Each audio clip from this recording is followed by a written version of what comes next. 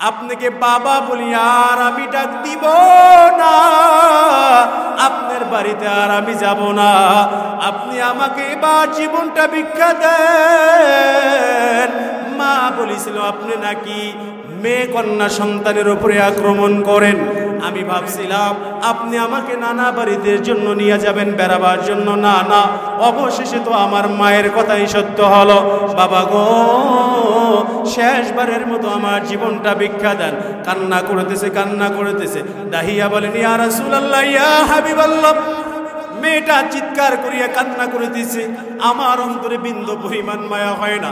আসমান জমিনের ফেরেশতা কান্না করে, কুল কায়নাত কান্না করে, পাথর কান্না করে, সমস্ত মাখলুকাত কান্না করে। এই ঘটনা শুনিয়া দাহিয়া কয়, আমার অন্তরে মায়া হয় না, আমার অন্তরে মায়া হয় না। আমি উপর দিয়া যখন পাথরগুলা নিক্ষেপ করে দিছি, আমার মেয়ে জামিলা ডান থেকে বামে যায়, বাম থেকে ডানে যায়, আর বলে, বাবা আপনি আর আমাকে মারিয়েন না, আপনাকে বাবা বলি আর ডাক দিব না, বাবার পরিচয় আর দিব না রে বাবা, আর আপনি মারিয়েন না, শেষবারের মতো আমার জীবনটা ভিক্ষা দেন। নবী আমার কথা শুনে আর পাগড়ি মোবারক দিয়া চক্ষুটা ডলতেছে আর পুষতেছে। নবী কান্না করে। নবীর দরবারে যত সাহাবায়ে কেরাম ছিল, সব সাহাবায়ে কেরামের চোখে পানি, দাহিয়ার চোখেও পানি। এ দাহিয়া, তোর অন্তরটা কেমনে নরম হলো? ইয়া রাসূলুল্লাহ, ইয়া হাবিবাল্লাহ। ঘটনা শেষ প্রান্তে যাইতেছি। ভাই বলো, বলে প্রথম আমি যখন পাথরটা নিক্ষেপ করলাম, আমার মেয়ে জীবনটা বাঁচাবার জন্য ডান থেকে বামে যায়, আবার বামে যখন নিক্ষেপ করি বাম থেকে ডানে যায়। আমি বড় পাথর যখন নিক্ষেপ করা ধরলাম, আমার মেয়ে জামিলার মাথার উপরে যখন পাথর পড়লো, মাথার মজকগুলা সিটিয়া আমি দাহিয়ার শরীরে চলে আসছে। আল্লাহু আকবার বলে। লড়াইয়ের ওই ময়দানেতে জিতে তোমাকে হবে, প্রয়োজনে সব রক্তটুকু জমিনে ঢেলে দিবে, তবুও তোমায় লড়তেই হবে, মানিবে না পরাজয়। বিপ্লব মানে জীবন দেয়া বসে থাকা নয়, সে কোনো দিন আসবে না রে করো যদি ভয়। বিপ্লব মানে জীবন দেয়া বসে থাকা নয়, সে কোনো দিন আসবে না রে করো যদি ভয়।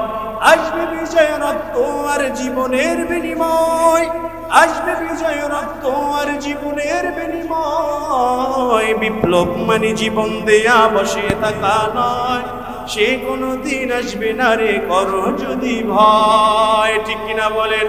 কোথা থেকে কোন ভিনদেশী শকুন আমার দেশে এসে সেবার নামে বসলো জুড়ে মীর জাফরের ভেসে। ওদের করতে নাস্তানাবুদ হতে হবে নির্ভয়। বিপ্লব মানে জীবন দেয়া বসে থাকা নয়, সে কোনো দিন আসবে না রে করো যদি ভয়। ঠিক কিনা বলেন? আপনাদের বাড়ির দরজায় একটা মসজিদ আছে, আছে না নাই? এই মসজিদে ইয়াং যুবক নামাজে আসে কি আসে না? আবার এই ইয়াং যুবকেরাই এলাকার ভিতরে পিকনিক খাওয়ার সময় বক্স বাজায় কি বাজায় না? আল্লাহ কয়, কবরবাসীদের যদি আযাব বাড়াইয়া দিতে চাও, এ যুবক বক্স বাজাইয়া যা।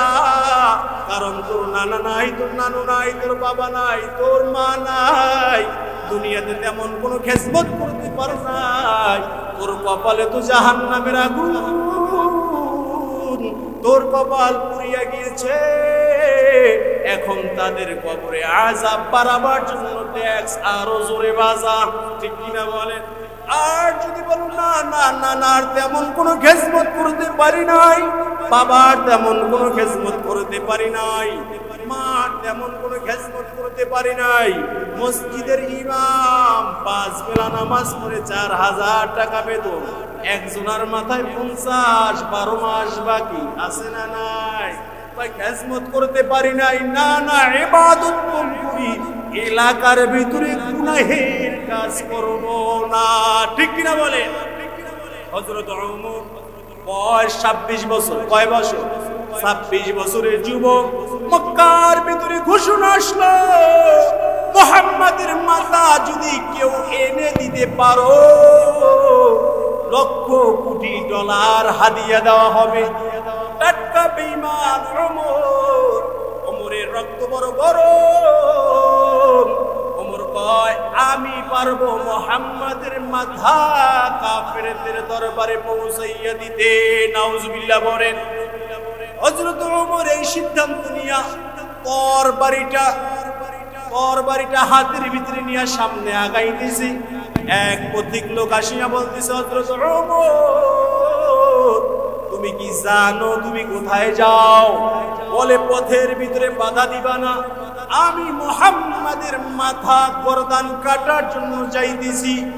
মুহাম্মাদের মাথা গর্দান করের কথা, যার মাথা কাটতে যাও তার হাতে হাত রাখিয়া তোমার বোন তোমার ভগ্নিপতি কালিমা পড়িয়া মুসলমান হয়েছে।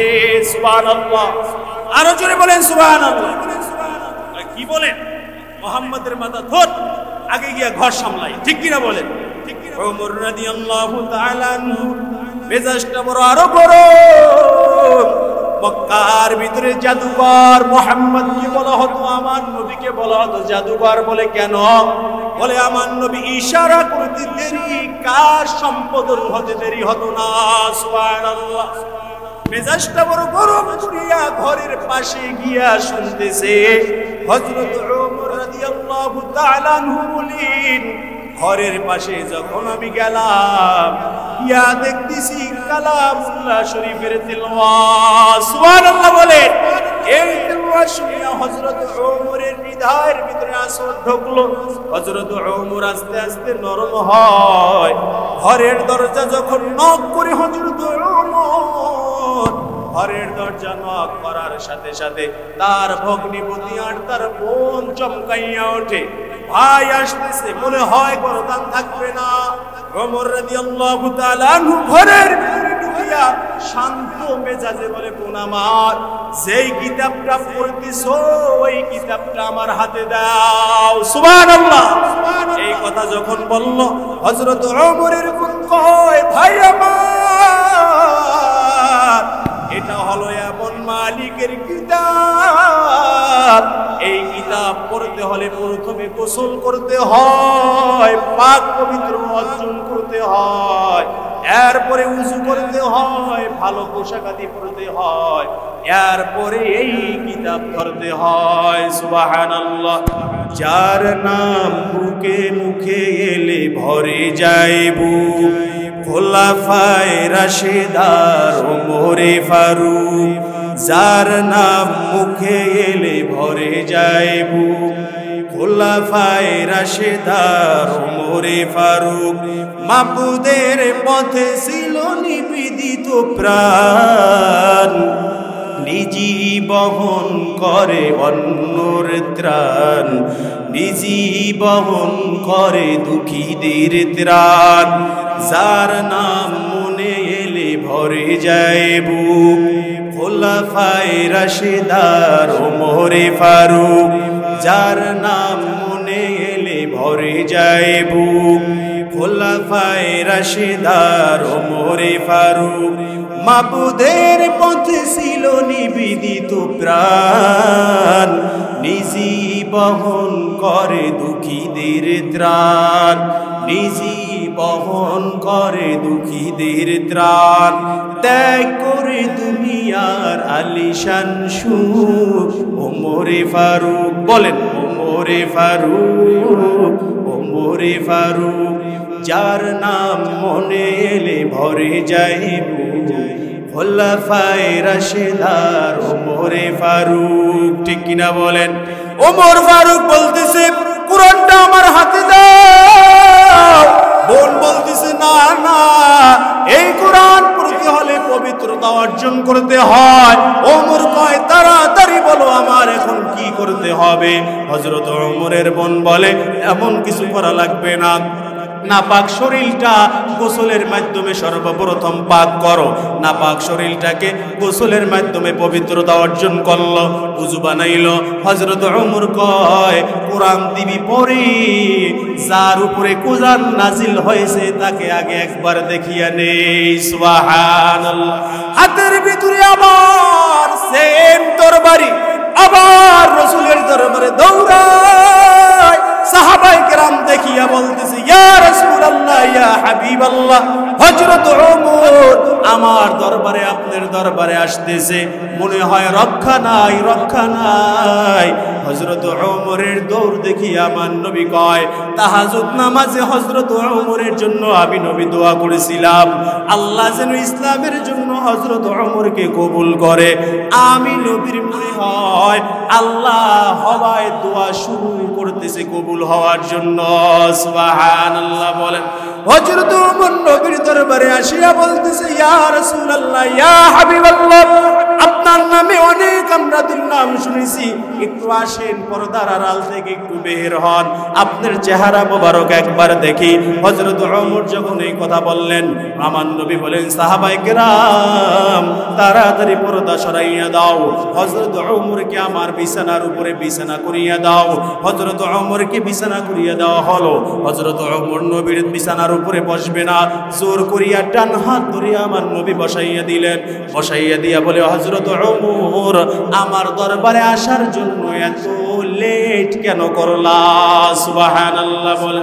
হযরত ওমর কয়, ইয়া রাসূলুল্লাহ, ইয়া হাবিবাল্লাহ, কথা হবে পরে, কালিমার মালা সর্বপ্রথম আপনি আমাকে অতি তাড়াতাড়ি পরাইয়া দেন। সুবহানাল্লাহ। কালিমা পড়িয়া হযরত ওমর কয়, ইয়া রাসূলুল্লাহ, ইয়া হাবিবাল্লাহ, মত বিনিময় হবে পরে, এখন মক্কার ভিতরে পলাইয়া পলাইয়া আর কোনো দাওয়াত হবে না, দাওয়াত হবে কালিমার প্রকাশ্যে। বলেন সুবহানাল্লাহ। হযরত ওমর নবীর থেকে অনুমতি চাইলেন, নবী অনুমতি দিলেন না। নবী কয়, আমাদের দলে মাত্র 13 জন লোক, 14 জন লোক, মক্কার ভিতরে হাজার হাজার কাফের আছে, আমাদের সামনে, তাদের সামনে আমরা মোকাবেলার জন্য কিছুই না। না না ওমর, রক্ত ঠান্ডা করো, আমরা প্রকাশ্যে দাওয়াত দিতে পারবো না। ওমর রাদিয়াল্লাহু তাআলা আনহু বলেন, এই তরবারি এতদিন মুসলমানদের বিপক্ষে চলছে, কাফেরদের পক্ষে চলছে। হযরত ওমরের সামনে এমন কোন মক্কার ভিতরে ইহুদি নাই, মায়ের দুধ যদি কোনো ইহুদি খেয়ে থাকে, আমি আমার রাসূলকে নিয়া কালিমার পতাকা উত্তোলন করে দেব মক্কার ভূমিতে। মায়ের দুধ যদি কোনো সন্তান খেয়ে থাকে, সে যেন আমার সামনে বাধা দেওয়ার জন্য আসে। আল্লাহু আকবার বলেন। হযরত ওমরের এই তেজি কথা শুনিয়া আমার নবী কয়, তাই চলো হযরত ওমর আমরা দাওয়াতের কাজে বেরিয়ে যাই। হযরত ওমর নারায়ে তাকবীরের স্লোগান দেয়, কালিমার দাওয়াত প্রকাশ্যে দিতেছে। মক্কার ভিতরে যত বড় বড় কাফেররা আছে, এই মক্কার ভিতরে এত বড় বড় পতাকা কেটে রে, দরজা খোলো। দরজা যখন খুললো, দেখতেছে হযরত ওমর। এই ওমর, মানে কি করো? হযরত ওমর এখানে কি করে, বিষয়টা এমন না। হযরত ওমর নবীকে নিয়ে আসছে কালিমার দাওয়াতের জন্য। এক কাফেররা সাবধান, ওমরের হাতে তরবারি দেখেছো, যদি বাধা দেওয়ার জন্য আসো, একজন আরো গর্দান থাকবে না। আল্লাহু আকবার বলেন। আমি বলি সব জায়গায় যুবকেরা আজকে যদি জাগো, বাংলাদেশ জাগবে। যুবকেরা জাগার কারণে, ওই সার্জিস আলোই নাহিদ জাগার কারণে আজকে বাংলাদেশ স্বৈরাচার মুক্ত। আজকে যদি এই এলাকা দিয়া আমরা যুবকেরা জাগতে পারতাম, আমার মনে হয় মসজিদের ইমামের বেতন বাকি থাকতো না। ঠিক কিনা বলে? আজকে যুবকেরা আমরা যদি জাগতে পারতাম, এলাকার ভিতরে বিবাহ শাদী ঠিকই হবে, এলাকার ভিতরে গান বাজনা আমার মনে হয় করার জন্য যুবক থেকে অনুমতি নেওয়ার জন্য সিরিয়াল করত। ঠিক কিনা বলে? আজকে যুবক আপনারা নিজেরা শিয়াল হয়ে গিয়েছে, যার জন্য আপনাদের সামনে অপরাধের স্টিম রোলার চলতেছে, কিন্তু আপনারা দেখিয়া বাধা দেন না। আল্লাহ বলেন, যারা অপরাধ দেখবে বাধা দিবে না, বাধা না দেওয়ার কারণে যারা অপরাধ করবে সেম গুনাহ তাদের আমলনামায় লেখা হবে। নাউজুবিল্লাহ বলেন। আল্লাহর নবী বলেন, কোন বান্দা যদি আমি নবীকে ভালোবাসতে চায়, আমি নবীকে কোন বান্দা যদি মহব্বত করতে চায়, আমার নবীর সুন্নাতের মালা যেন গলায় লাগায়। সুবহানাল্লাহ বলেন। নবীর সুন্নাত কি টুপি, নবীর সুন্নাত কি দাড়ি, নবীর সুন্নাত কি লম্বা জামা নিসফ সাক। আজকে কোন ইহুদিকে লক্ষ কোটি কোটি টাকা দিয়াও টুপি পরিধান করাইতে পারবেন? পারবেন? পারবেন না। আজকে ইহুদিকে লক্ষ কোটি টাকা দিয়ে আমাদের মতো জুব্বা পরাইতে পারবেন না।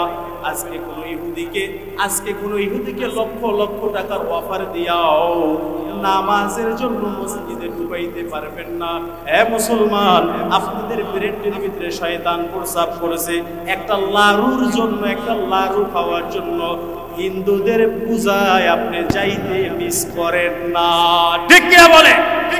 লক্ষ কোটি টাকার কাছে ওদের ঈমান মজবুত। আজকে আমরা মুসলমান, একটা লাড়ুর কাছে ঈমান শেষ। ঠিক কিনা বলে? আছে না নাই? এমন মুসলমান আছে না নাই?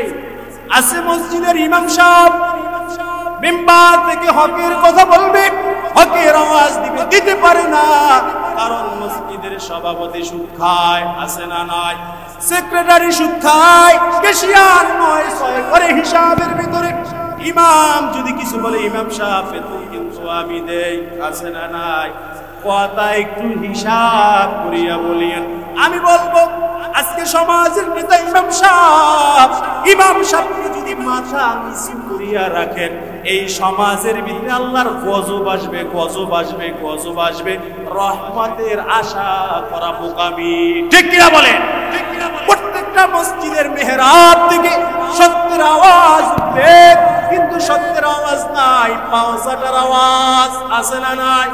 আজকে 5 বেলার ইমামতি ছেড়ে দিয়েছি, মাত্র 1 বছর হয়েছে, কারণ 5000 টাকা দিয়া ঝাড়ু দিতে বলে 10 বার। ঠিক কিনা বলেন? ইমাম কেন ঝাড়ু দেবে? আল্লাহর নবী বলেন, আল উলামা ওয়ারাসাতুল আম্বিয়া, উলামায়ে কেরাম নবীগণের ওয়ারিস। আমরা অনেক উলামায়ে কেরামদের সাথে পরামর্শ করেছি, হুজুর মসজিদের কমিটির যেমন আচরণ আর ব্যবহার, লেনদেন, মুআমালাত, মুআশারাত নাই বলতে চলে, ইমামতি ছাড়িয়ে দেই। হুজুরেরা কয়, ইমামতি যদি ছাড়ো, এই মেহরাব দখল করবে বাতিলের গোষ্ঠী, আসিয়া কইবে নামাজ লাগবে না। সুদখোর যারা আছে কমিটির লোক কইবে, আসলে তো নামাজ পড়তে কষ্ট, এই হুজুর যা কয় ভালো কয়, 500 টাকা বেশি দাও, নামাজ এখন ঘুমাও। ঠিক কিনা কয়? আছে না নাই? আছে। এই বাতিলের গোষ্ঠী আসিয়া লাল, নীলা, হলুদ পাগড়ি পরিধান করবেন, বিক্রিও দেবে, আসিয়া কইবেন নবী মসজিদে ঢুকছে নামাজ পড়ার জন্য, তোমরা বের হও। ঠিক কিনা কর? আছে না নাই? যখন ওই সুদখোর সভাপতি আর ক্যাশিয়ার আর সেক্রেটারি বলবে, নবী যেই মসজিদে নামাজ পড়ে, আমরা ওই মসজিদে নামাজ পড়লে বেয়াদবি হবে, ঘরে পড়বো আজকে থেকে। কোথায় পড়বো? ঘরে পড়বো। এই জন্যই আবার উলামায়ে কেরাম, আমার নবী বলেন, এ উলামায়ে কেরাম তোমাদের উপরে ঝড় আসবে, তুফান আসবে, মেহরাবের দায়িত্ব তোমরা ছাড়িও না। ঠিক কিনা বলেন? আজকে উলামায়ে কেরাম যদি মেহরাবের দায়িত্ব ছাড়িয়ে দেয়, মসজিদের ইমামতির দায়িত্ব ছাড়িয়ে দেয়, বিনা জানাজায় আপনার বাবার লাশ দাফন করা ছাড়া উপায় নাই। ঠিক কিনা বলেন? আজকে ইমামকে আপনি সমাজের বোঝা মনে করেন না, না, না, না। আমি বুকে হাত দিয়ে বলতে পারি, আমিও একজন বাবার সন্তান, যেমন তেমন বাবার সন্তান না। আমার বাবা পুলিশ, আমি একাই একজন সন্তান, আমার কোনো ভাই নাই, আর একজন আছে বোন। আমরা দুজনই কোরআনের হাফেজ, দুজনই মাওলানা। আমি সব জায়গায় যাই এই বলি, আমার বাবা পুলিশ হওয়ার পরও আমাদের 2 ভাই বোনকে যদি হাফেজ মাওলানা বানাইতে পারে, আপনার 7টা সন্তান একটা বক্তব্যও নিতে পারেন না কেন? আপনার ভিতরে দুর্বলতা আছে। ঠিক কিনা বলেন? ঠিক কিনা বলেন?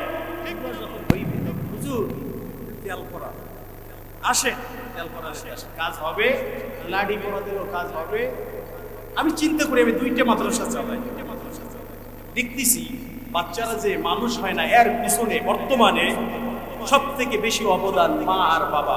প্রচুর লাই দেয়, প্রচুর ভালোবাসা দেয়। মাদ্রাসায় নিয়ে এই খানা খাওয়া যায়, মাদ্রাসায় নিয়ে এই পরিবেশে করা যায়। হুজুর বাড়ি থাকলে দৈনিক 2 ঘন্টা, দৈনিক 2 ঘন্টা কি দিনে 24 ঘন্টা পড়ার পরে 3 বছর লাগে কোরআন ইয়াদ করতে কমসে কম। ঠিক কিনা বলেন? পেরেন্ট ভালো হইলে 2.5 বছর 2 বছরে হয়, আর আপনি নিজের কুলের ভিতরে নিয়ে হাফেজ বানাবেন, এত সহজ? আল্লাহ বলেন, কালামুল্লাহ শরীফ আমি হাফেজদের মাধ্যমে হেফাজত করব। এই পৃথিবীতে আল্লাহ রাব্বুল আলামিন হাজারো নবী রাসূল পাঠিয়েছেন, হাজারো নবী রাসূলের উপরে হাজারো আল্লাহ কিতাব পাঠিয়েছেন, যার ভিতরে সর্ববড় কিতাব হলো 104 খানা। 104 খানার ভিতরে বড় কিতাব হলো 4 খানা, তাওরাত, জাবুর, ইনজিল, কুরআন। আল্লাহ বলেন তাওরাতের কোনো হাফেজ নাই, ইনজিলের কোনো হাফেজ নাই, অন্যান্য কিতাবের কোনো হাফেজ নাই। কারণ হাফেজ না থাকার কারণে ইহুদিরা নিজেদের মন মতো লেখিয়া নিয়েছে। আল্লাহ বলেন কোরআন পাঠাইছি আমি, সংরক্ষণ করার দায়িত্ব আমি আল্লাহর। সুবহানাল্লাহ বলেন। কোন মা বাবা যদি সন্তানকে হাফেজ মাওলানা বানাইতে চান, অথবা ডাক্তার বানাইতে চান, ইঞ্জিনিয়ার বানাইতে চান, 1 নাম্বার ভালোবাসা মহব্বত ত্যাগ করতে হবে। ডিগ্রি অর্জন করিয়া যখন আসবে তখন আজকে নিয়ে ভালোবাসবেন, ঠিক কিনা বলেন? আমি যদি এখন বাড়িতে যাই, আম্মু বলে বাসায় কি পড়ালেখা করো, পরে আসবা, পুরো বয়সে আসবা, তোমার আব্বু এখনো চাকরি করে আসছে, যা ওরকম কিছু করে আসো, চিন্তা করি এখনো আব্বু আম্মু ধমক খায়, তাহলে এই বয়সে আল্লাহ আপনাদের সামনে বসাইবে কেন? তাদের দোয়া আছে, আমাদের প্রচেষ্টা রয়েছে, ঠিক কিনা বলেন?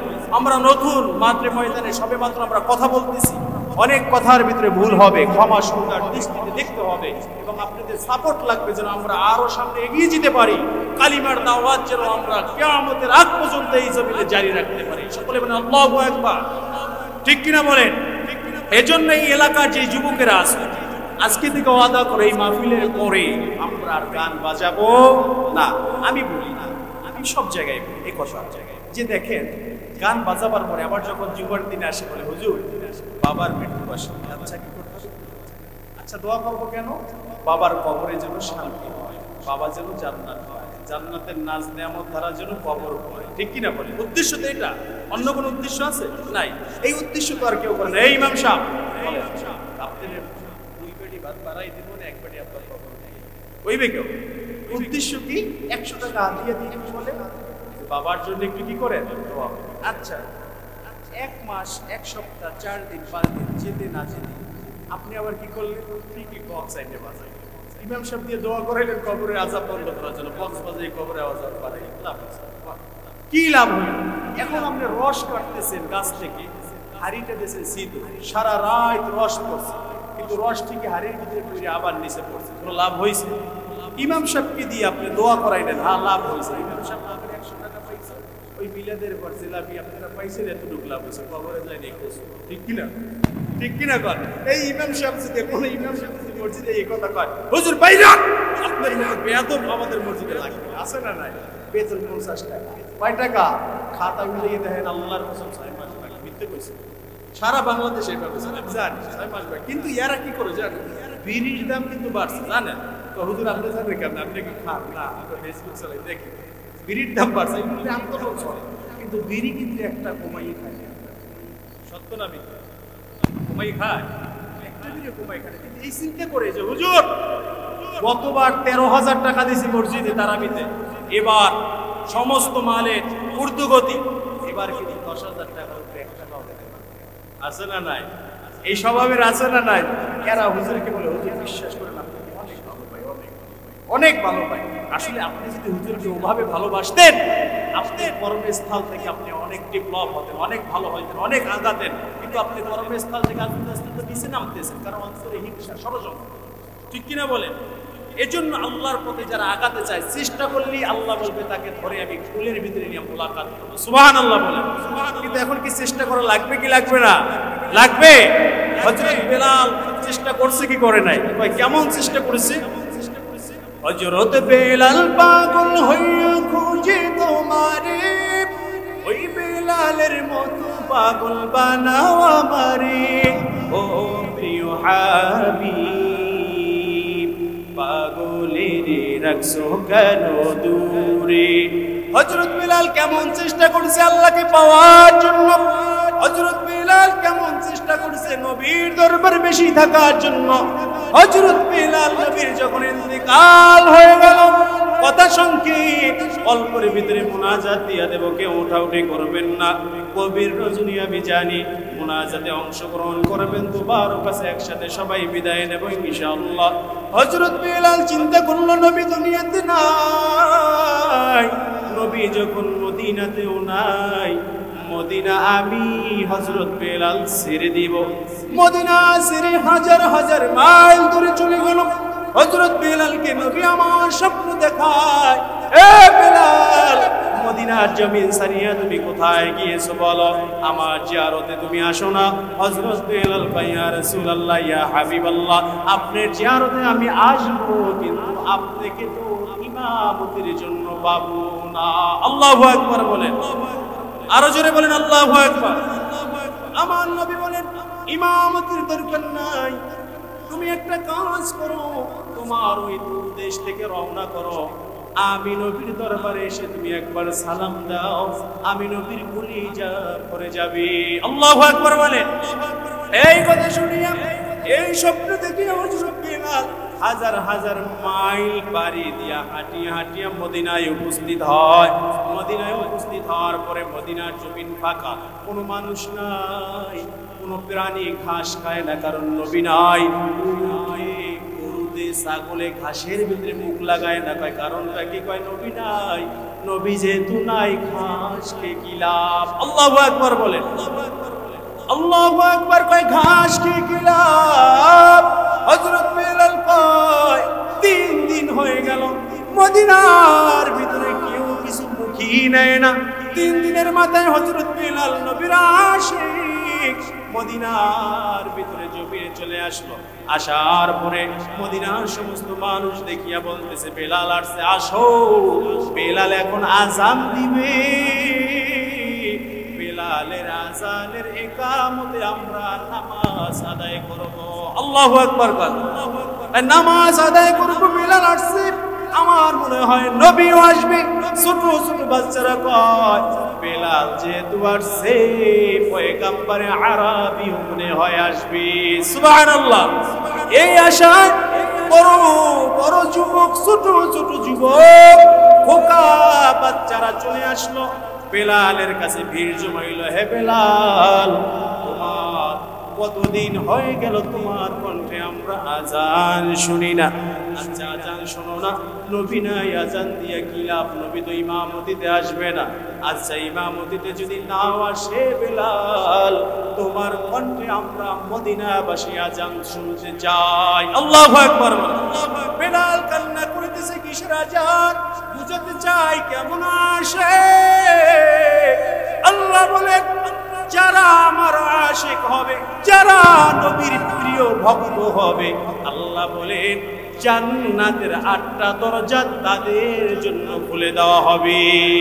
তাদের কুদরতুদারি বর কামাল, আনতা রব্বি আনতা হাসবি জুলজালাল। কার কুদরত? আরো জোরে বলেন। হাসান আর হুসাইন প্রায় নবীর মতো চেহারা। মদিনার সমস্ত মানুষরা বলে, হাসান আর হুসাইনকে ডাকিয়ে আনো।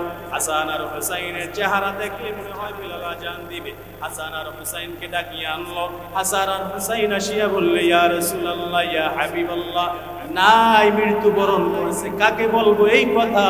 এই কথা শুনিয়া, রাসূলের নাম শুনিয়া বেলাল আরো কান্না শুরু করলো। বেলাল বলে, এ রাসূলের নাতি, আমাকে আজান দেওয়ার জন্য আপনারা রিকোয়েস্ট করবেন না, কারণ সেই জামাতের ইমামতিতে আমার নবী আসবে না, সেখানে আমি আজান দিতে রাজি না। সবাই মিলিয়ে যখন রিকোয়েস্ট করলো, বেলাল কয় না দিয়া পারলাম না। হাইয়া আলাস সালাহ, আশহাদু আন্না মুহাম্মাদুর রাসূলুল্লাহ যখন বেলাল আজানের ভিতরে বলে, বেলাল সাথে সাথে সাথে সাথে বেহুশ হইয়া জমিনে পড়ে যায়। সুবহানাল্লাহ। আমার নবী বলেন, আমি যখন হিজরতের রাত্রে, হিজরতের রজনীতে আমি যখন জান্নাতে যাই, বেলালের পায়ের আওয়াজ আমি জান্নাতের ভিতরে শুনেছি। বলেন সুবহানাল্লাহ। আমি সর্বপ্রথম একটি আয়াত তেলাওয়াত করেছিলাম, ওয়াল্লাযীনা জাহাদু, চেষ্টা করবে, আল্লাহ বলেন তাদেরকে আমি আল্লাহ সহযোগিতার হাত বাড়িয়ে দিব। সুবহানাল্লাহ। তোমার মতো প্রিয় বন্ধু যার হৃদয়ে রয়, আল্লাহর মতো প্রিয় বন্ধু যার হৃদয়ে থাকবে, নবীর মতো ভালোবাসার প্রেমিক যার হৃদয়ের ভিতরে থাকবে, হযরত বিলালের মতো যদি আশিক নাও হতে পারি, ওমরের মতো যদি আশিক নাও হতে পারি, আমরা তো তাদের পুরের মানুষ। আমার আল্লাহ মনে হয় তাদের আমলের বিনিময় আমাদের জীবনের সমস্ত গুনাহগুলোকে মাফ করিয়া দিবে। সুবহানাল্লাহ। ঈসা নবী রাস্তা দিয়ে হাঁটিয়া যায় আর বলতেছে, নবী গো, তার শাগরেদ বলতেছে, নবী গো, আপনার সামনে এত সুন্দর একটা পাথর আপনি দেখছেন নাকি? ঈসা নবী কয়, হায় হায়, এত সুন্দর পাথর, এত সুন্দর পাথর কে বানাইলো? ভাই আল্লাহ বানাইছে। ভাই আল্লাহ কত সুন্দর, আল্লাহ কত আসমান থেকে শুনছে, বড় ভালো লাগছে। ঈসা নবীর হাতের ভিতরে লাঠি ছিল। এই ঈসা নবী, তুমি পাথরটার উপরে বাড়ি দাও। পাথরটার উপরে যখন ঈসা নবী আঘাত করতে শুরু করলো, পাথরটা ফেটে একজন মানুষ বের হয়ে আসলো। সুবহানাল্লাহ বলেন। এই আওয়াজে হবে না, আরো জোরে বলেন সুবহানাল্লাহ। পাথর ফেটে কি আসছে? মানুষ। ঈসা নবী কয়, বয়স কত? তেমন না, 400 বছর। 600 বছর। আপনাদের কত দাম আমি বুঝতে চাই। কয় বছর? 400 বছর। আচ্ছা, এখানে আপনি কি করেন? ভাই পাথরটার ভিতরে আমি ইবাদত করি। ভাই কার ইবাদত করেন? বলে রব্বে কাবার ইবাদত করি। ভাই রব্বে কাবা কে? ভাই আসমান যে বানাইছে, জমিন যে বানাইছে। ভাই আসমান কে বানাইছে? আল্লাহ রাব্বুল আলামিন বলেন, ওয়ালিল্লাহিল মাশরিক ওয়াল মাগরিব। আল্লাহু আকবার বলেন। আল্লাহ বলেন, পূর্ব আমার, পশ্চিম আমার, উত্তর আমার, জমিন দক্ষিণ আমার, জমিন আমার, আসমানও আমি আল্লাহ। ঠিক কিনা বলেন? কার ইবাদত করো? ওই আল্লাহর ইবাদত করি। ওই 600 বছর, ওই 400 বছর। ওই এখানে কি খানা আসেনি? ওই ভালো করিয়া তাকাইয়া দেখেন, পাথরের ভিতরে একটা ফলের গাছ আছে। সুবহানাল্লাহ। ওই ফলের গাছে ফল আসেনি? ঈসা নবীকে কয়, ভালো করিয়া তাকাইয়া দেখেন, ফলও আছে। সুবহানাল্লাহ। ভাই ফল খাইয়া 400 বছর ইবাদত করেন। ঈসা নবী কয়, আল্লাহ আপনার কত বড় কুদরত, আপনার জমিনে আসমানের নিচে, জমিনের উপরে এত বড় মনে হয় আবিদ আর কেউ নাই। আল্লাহু আকবার বলেন। আমার আল্লাহ রাব্বুল আলামিন ঈসা নবীর কথা শুনতে পেল। ঈসা নবীকে বলতেছে, নবী গো, 400 বছর কেউ হায়াত পাবে না, তবে সামনে এমন একজন নবী আসতেছে, রাসূল আরবি, মুহাম্মদ আরবি, কুল কায়নাতের নবী, হরিণের নবী, জঙ্গলের নবী, সবার নবী, মানুষের নবী, জিনের নবী, মুহাম্মদুর রাসূলুল্লাহ সাল্লাল্লাহু আলাইহি ওয়াসাল্লাম।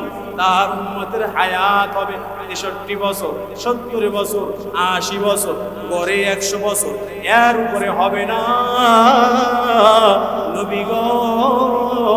কিন্তু ওই উম্মত, এই ব্যক্তির সাথে কেউ বেশি আবেদ হবে।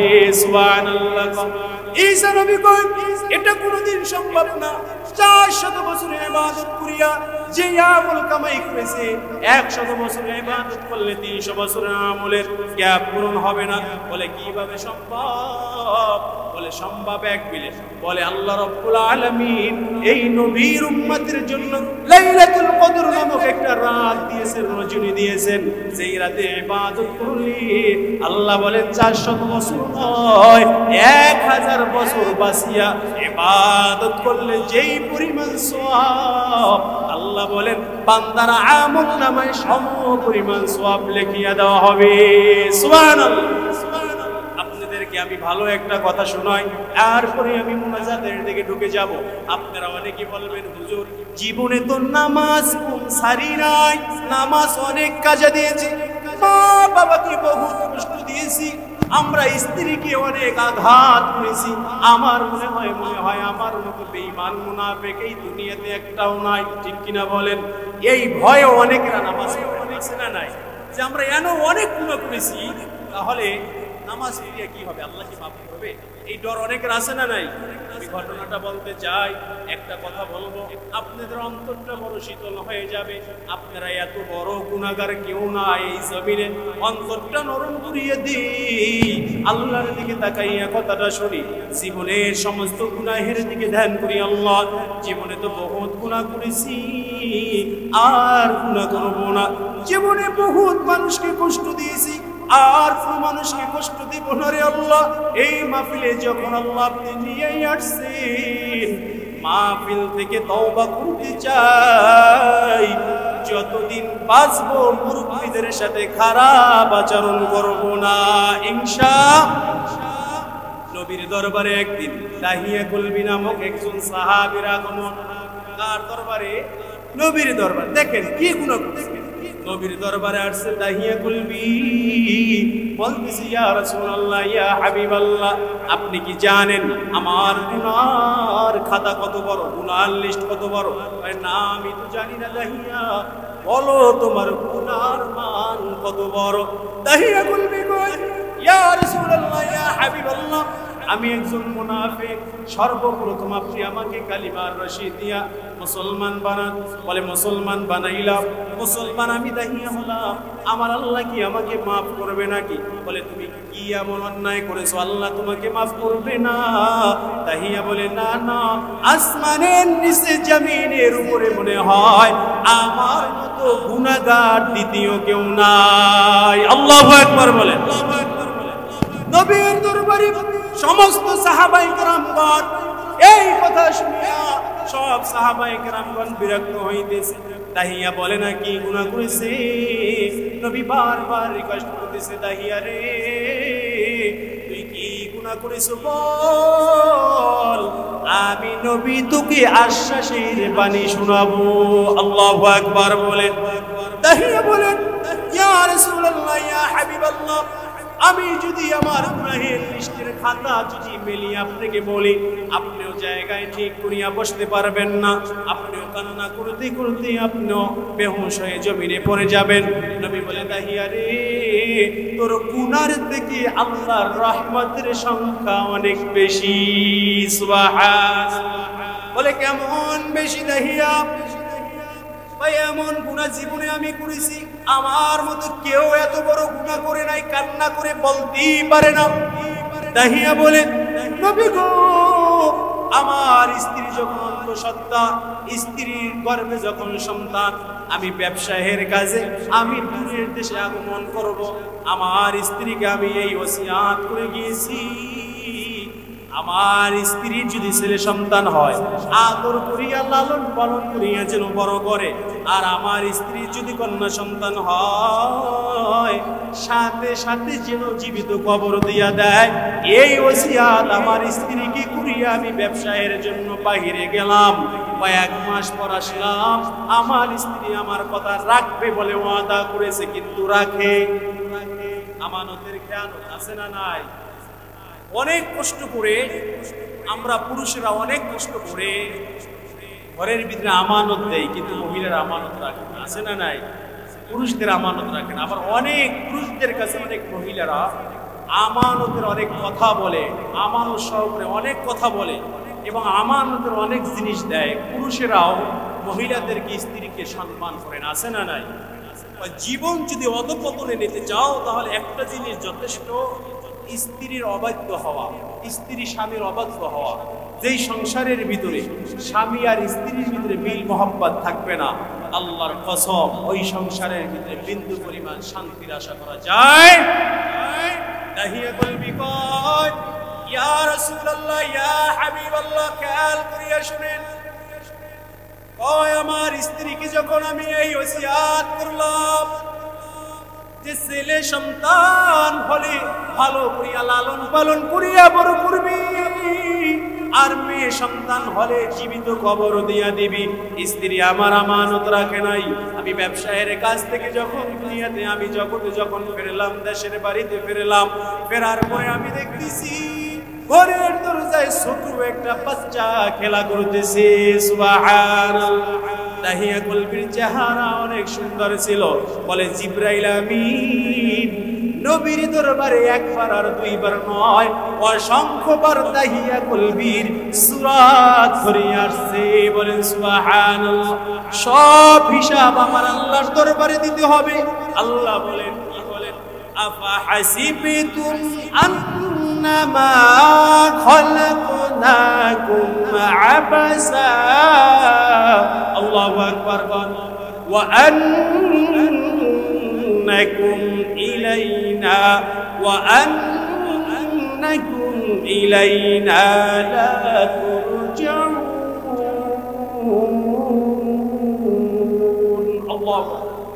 আল্লাহ রাব্বুল আলামিন বলেন, কোন বান্দাকে আমি আল্লাহ অনার্থক বানাই নাই, দাহিয়াকে অনার্থক বানাই নাই, দাহিয়ার মেয়েকেও আমি অনার্থক জামিলাকে দুনিয়াতে পাঠাই নাই।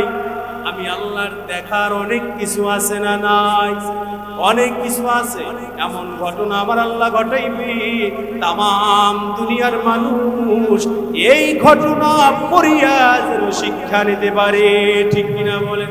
দাহিয়া বলেন, ইয়া রাসূলুল্লাহ, ইয়া হাবিবাল্লাহ, আপনার দরবারে আমি আসছি কথা বলার জন্য। আপনি এমন একটা কথা মনে করিয়ে দিয়েছেন, কথা না বললেই নয়। আমি যখন আমার স্ত্রীকে আমার অন্তরে রক্ষা করিয়া আমি যখন ব্যবসায়ের কাছে গেলাম, আসার পরে দেখতেছি আমার একটা মেয়ে সন্তান দরজার দুয়ারে বসে আছে। সুবহানাল্লাহ বলে, দাহিয়া আমি প্রথমে চিনতে পারলাম না এটা কি। দেখি আমার মধ্যে সুন্দর কুটুসে চেহারা, দেখি আমার মায়া লেগেছে। আমার স্ত্রী আসিয়া বলতেছে যে তোমার আব্বু আসছে, তোমার আব্বুর সাথে সাক্ষাৎ করো। দাহিয়া বলে, আমার স্ত্রী যখন আমাকে পরিচয় করিয়ে দিল আমি তার বাবা। বলে, আমার মেয়েটা জামিলা চেহারাটা এত সুন্দর ছিল, সুন্দর চেহারা থাকার কারণে তার নাম রাখা হয়েছিল জামিলা। আল্লাহু আকবার বলেন। এত সুন্দর চেহারা। দাহিয়া খুলবি কয়, নবী গো, আমার পাশা আমার বিন্দু পরিমাণ মায়া হয় না আমার মেয়ের জন্য। বলে, যখন আমার স্ত্রী আমি তার বাবা পরিচয় করিয়া দিল, মেয়েটা চিৎকার দিয়ে আমাকে বাবা বলিয়া ডাক দিয়ে জড়াইয়া ধরল। আমার ভালো লাগলো না, কারণ আমি আমার স্ত্রীকে বলতেছিলাম যদি মেয়ে সন্তান হয় সাথে সাথে জীবিত কবর দিবি, ছেলে হইলে আদরে সোহাগে বড় করবি। আমার স্ত্রী আমার কথা শুনে নাই, মেজাজটা বড় গরম, যে কি করা যায়। দাহিয়া কুলবি তার মেয়েটাকে নিয়ে বাজারে যায় বিকাল বেলা। দাহিয়া কুলবির যত বন্ধু বান্ধব আছে বলে, এ দাহিয়া, এতদিন মানুষের জীবিত সন্তানগুলা তুই দাফন করতি আর মাটি দিতি, আজকে তুই নিজের কাজে অখেলাপ করলি, ওয়াদা বরখেলাপ করলি, নিজের সন্তানটাকে ঠিকই বাজারে নিয়ে আসলি, মাটি তো দিলি না। নাউজুবিল্লাহ বলে। সমাজের ভিতরে এমন এমন মানুষ আছে ভালো কাজ করার জন্য সামনে আগায়, কিন্তু মানুষের খারাপ কথার জন্য আগাইতে পারে না। ঠিক কিনা বলেন? অনেকে তওবা করে নামাজ পড়বে, অনেকে দোকানে বসে নামাজি হয়ে গেছে, আছে না তাই? ঠিক কিনা বলেন? অনেকে গায়ের ভিতরে জুব্বা দেয়, জুব্বা লাগায় দেখতো সুন্দর হাজি হিসাবের ভিতরে দেখা যায়। ছোট ছোট বাচ্চারা সবাই সালাম দেয়, ইমাম না থাকলে বড় মুরব্বি মনে করিয়া ঠেলিয়া দেয়, সূরা পারো আর না পারো। ঠিক কিনা কর? দোকানে চা খায় আর কয়, দেখ জামাটা দইরে মেলো মেরে কয়, আগের শাড়ি তো ভালো, আগে তো টিটকেরি মারে নাই, এখন মারে কা। ঠিক কিনা বলে? দাহিয়ারে কয়, দাহিয়া, পরের জীবিত সন্তানগুলা ঠিকই মাটি দিলি, নিজের সন্তান মাটি দিতে পারলি না। আজকে বাজারে নিয়ে নিয়ে তুমি রঙ্গ করো, মাস্তি করো, ঘর। এ দাহিয়া, তুই পরের সন্তানের উপরে আক্রমণ করলি, নিজের সন্তানের উপরে আক্রমণ করিলি না। দাহিয়া এই কথা শুনিয়া মেজাজটা আরো খারাপ হয়ে গেল। ঘরে আসিয়া বলে, আদরের স্ত্রী, অনেকদিন যাব শ্বশুর বাড়ি যাই না, জামিলা নানা বাড়ি যায় না, আজকে তুমি জামিলারে সাজাইয়া দাও, জামিলাকে আজকে আমি নানা বাড়ি নিয়ে যাব। বলেন সুবহানাল্লাহ। সরল স্ত্রী, অনেকের স্ত্রীরা আছে দেখবেন একেবারে সরল, স্বামীরা যা কয় তাই মানে। ঠিক কিনা বলেন? তবে এখনকার স্ত্রীরা বড় চালাক, রাত্র 12টাও টিকটক চালায়, আছে না নাই? হয় তোমার ঘুম তুমি ঘুমো, আমি মোবাইল টিপি, তোমার ঘুম, আছে না? আল্লাহ বলছে স্বামী স্ত্রীর পোশাক, স্ত্রী স্বামীর পোশাক, কিন্তু ঘুমায়ও আলাদা বিছানায়, দুইটা আলাদা। আল্লামা ডাক্তার ইকবাল কাসিমি রহমাতুল্লাহ আলাইহি বলেন, তোমার স্ত্রী যদি পর পুরুষের লগে থাকে, এটা যদি তুমি চাও, তাহলে একটা অ্যান্টিনেসিডি যথেষ্ট। ঠিক কিনা বলে? তোমার স্বামী যদি অন্য কোনো খারাপ মহিলাদের সাথে মেলামেশা করে দেখা সাক্ষাৎ করে তোমার স্বামীর কাছে, আর তোমার স্বামীর যদি চরিত্র খারাপ হয় একটা অ্যান্ড্রয়েড সেট এমবি ভরিয়ে দিলেই যথেষ্ট, ঠিক কিনা বলে? এজন্য আমাদের চরিত্র সম্পর্কে আমাদের মোবাইল ভালো জানে, ঠিক কিনা বলেন? যে কার আমাদের চরিত্র ভালো আল্লাহ তো জানি, আল্লাহর মনে আমার মনে হয় মোবাইল জানে যে গুগলে কি সার্চ দেয়, ঠিক কিনা বলেন? আছে না নাই? এজন্য মোবাইলটা আসছে ভালোর জন্য, ভালো কাজে ব্যবহার করি, খারাপ কাজে কেন? মোবাইলের ভিতরে কোরআন তেলাওয়াত আছে না নাই? ভালো ভালো পিশা বলতে মাহফিল আছে না নাই?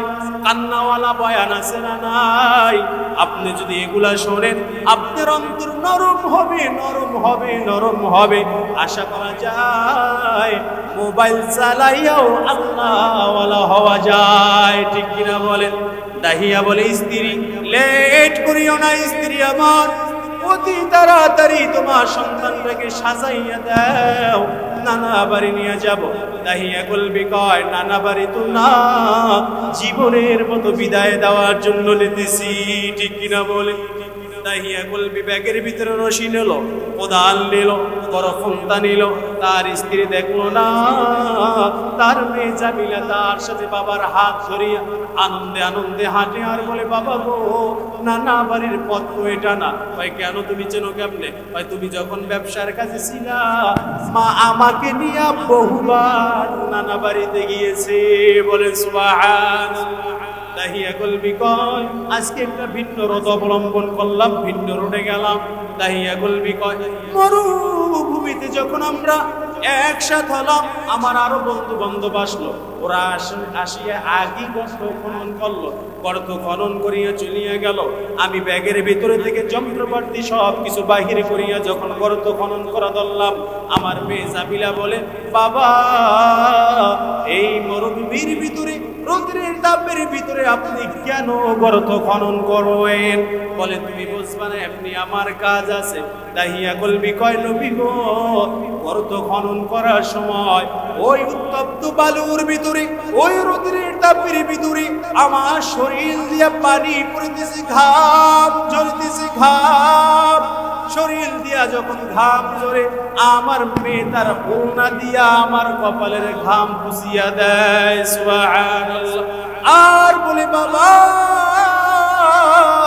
মরুভূমির ভিতরে তুমি কেন গর্ত খনন করো?